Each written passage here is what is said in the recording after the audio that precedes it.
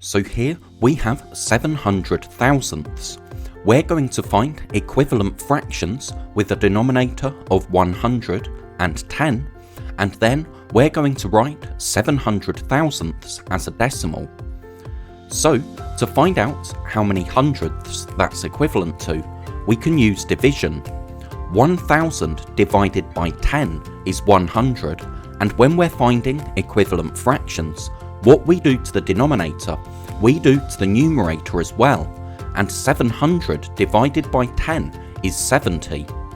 So 700 thousandths is equivalent to 70 hundredths. Now let's find an equivalent fraction with a denominator of 10. 100 divided by 10 is 10, and 70 divided by 10 is 7.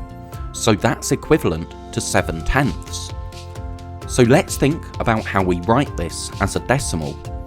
We can write 700 thousandths as 0.700 because the denominator of 1000 says there'll be 3 digits after the decimal point, and we have 700, so the 7 needs to be shifted over to the tenths.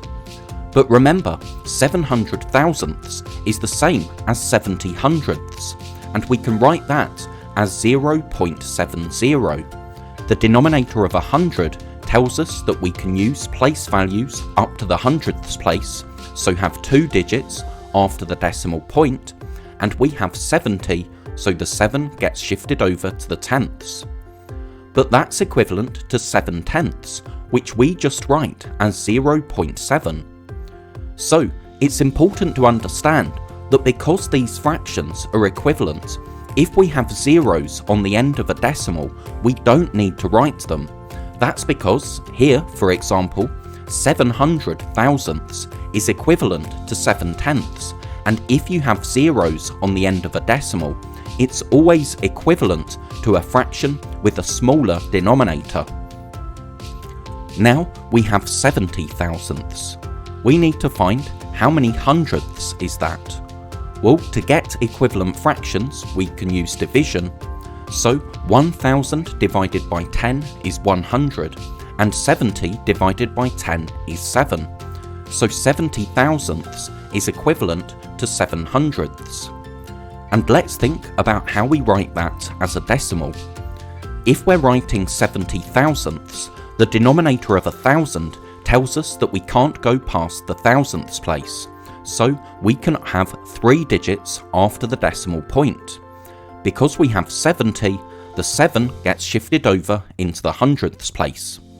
But 70 thousandths is equivalent to 7 hundredths, and we write that as 0.07 because the second digit after the decimal point is the hundredths digit. So again, you can see that we don't need zeros on the end of decimals, because if we have zeros on the end of decimals, they're always equivalent to fractions which have a smaller denominator.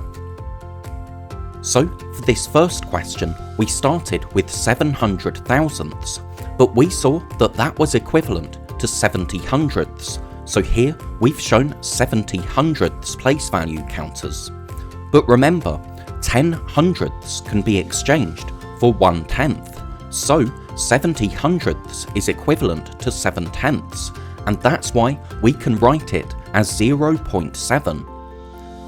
Then for the second question, we had 70 thousandths, so here we've shown 70 thousandths counters. But remember, 10 thousandths can be exchanged for 1/100th.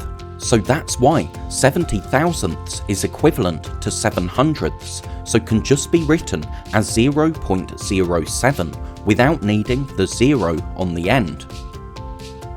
Thank you so much for watching. I really hope that was helpful. If you're a teacher or a parent, then please subscribe or go to keystage2maths.com to download resources for this lesson and many more. That's all for now. I'll see you in the next video.